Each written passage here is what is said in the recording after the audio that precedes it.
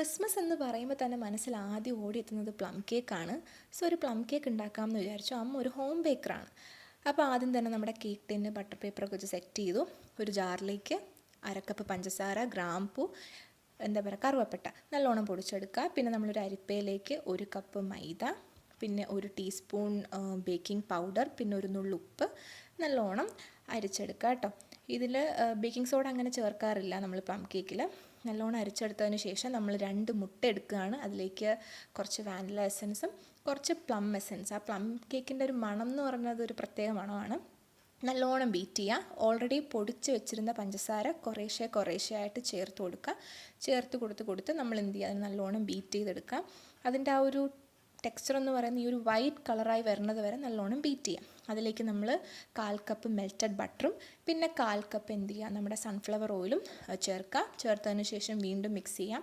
പിന്നെ ഈ എണ്ണയൊക്കെ ചേർത്തതിന് ശേഷം ഓവറായിട്ട് മിക്സ് ചെയ്യാണ്ടിരിക്കുന്നതാണ് നല്ലത്. ജസ്റ്റ് ഒന്ന് അത് യോജിക്കുന്നത് വരെ എന്ത് ചെയ്യാം, നല്ലോണം അതിനൊന്ന് ബീറ്റ് ചെയ്യാം. ഇനി നമ്മൾ നേരത്തെ അരിച്ച് വെച്ചിട്ടുള്ള ഡ്രൈ ഇൻഗ്രീഡിയൻസ് കുറേശ്ശെ ആയിട്ട് നമ്മൾ ഈ ഒരു എഗ് മിക്സ്ചറിലേക്ക് ചേർത്ത് അതിനെ ഇളക്കി യോജിപ്പിക്കുക. എപ്പോഴും നമ്മൾ ഈ ഒരു ഡ്രൈ ഇൻഗ്രീഡിയൻസ് എല്ലാം വളരെ കുറച്ചായിട്ട് ചേർക്കുന്നതായിരിക്കും ബെറ്റർ. അപ്പോഴത്തേക്കും കേക്കിനൊരു പ്രത്യേക ടെക്സ്ചറാണ് കിട്ടുന്നത്. അങ്ങനെ നല്ലോണം യോജിപ്പിക്കാം. ഇനി പ്ലം കേക്കിൻ്റെ ഒരു പ്രത്യേകത എന്ന് പറഞ്ഞാൽ നമ്മൾ തലേന്ന് ഈ ഒരു 1/2 കപ്പ് പഞ്ചസാര കാരമലൈസ് ചെയ്തിട്ട് ഈ നട്ട്സ് സോക്ക് ചെയ്ത് വെച്ചേക്കുകയാണ്. ഈ ഡ്രൈ ഫ്രൂട്ട്സ്. ഈ ഡ്രൈ ഫ്രൂട്ട്സ് എന്ന് പറയുമ്പോൾ അതിനകത്ത് വരുന്നത് നമ്മൾ 2 ഇനം മുന്തിരി വരും, പിന്നെന്താ ചെറി വരും, ടൂട്ടി ഫ്രൂട്ടിയൊക്കെ വരും.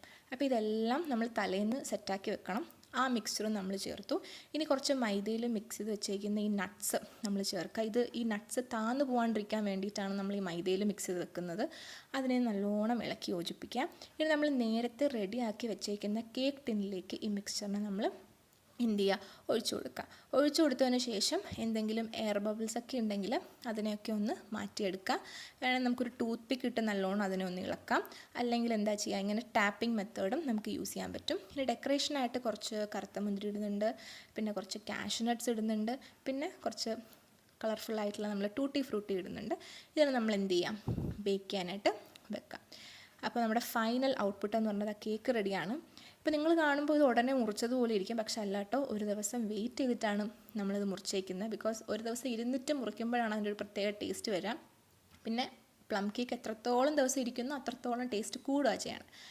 അപ്പോൾ എന്തായാലും നല്ല ടേസ്റ്റുള്ളൊരു പ്ലം കേക്ക് തന്നെയാണ്. അപ്പോൾ നിങ്ങൾക്ക് ഇതുപോലത്തെ കേക്കുകൾ ആവശ്യമുണ്ടെങ്കിൽ സ്ലൈസ് ഓഫ് പാരഡൈസിൽ ഓർഡർ ചെയ്യാം കേട്ടോ.